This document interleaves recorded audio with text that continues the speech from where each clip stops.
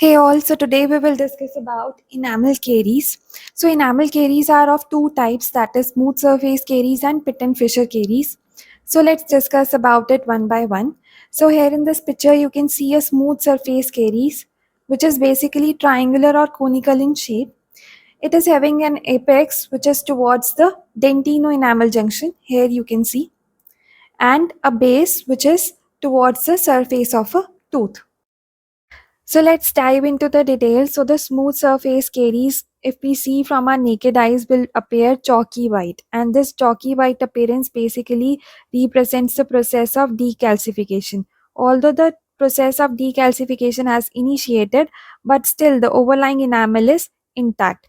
This smooth surface caries are hidden behind the dental plaque, and most commonly the area affected is interproximal areas, or you can say the interproximal facets, cervical regions basically, right?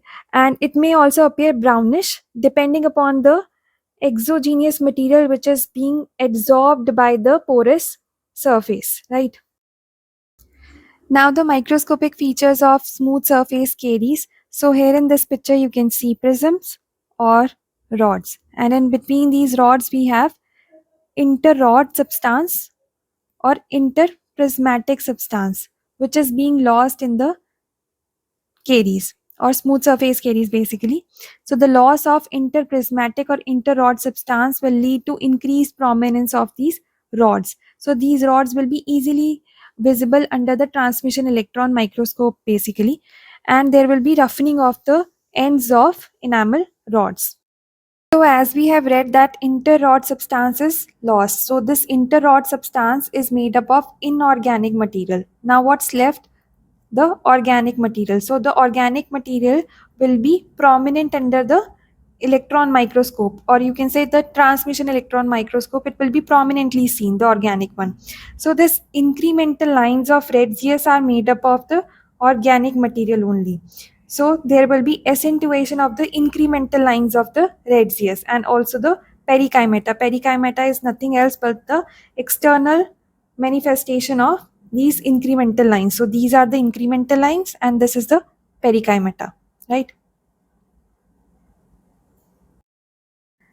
So now we will discuss about the pit and fissure caries. So here you can see in this picture that it is also a triangular or conical shaped lesion in which the apex is towards the pit, or you can say the enamel or the outer surface of the enamel, and base is towards the dentino-enamel junction.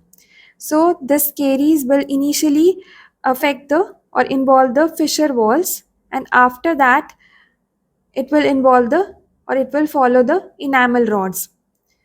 And as you can see that the base is towards the dentino enamel junction. So after that, when these caries move forward or involve the dentine, it will involve a greater region of the dentine, and it will involve greater number of dentinal tubules. So it will lead to greater cavitation basically. I hope you understood. So as we have discussed all about the pit and fissure caries, let me read it out for you. I hope you understood there also. So caries start at the fissure walls, and later on it will involve the underneath area. There is visual changes that we can see, that is chalkiness and brownish or blackish discoloration of the fissure walls. It will follow the direction of enamel rods. It forms a cone-shaped lesion in which the apex is towards the outer surface and base is towards the dentino-enamel junction, which is opposite to that of the smooth surface caries. I hope you remember.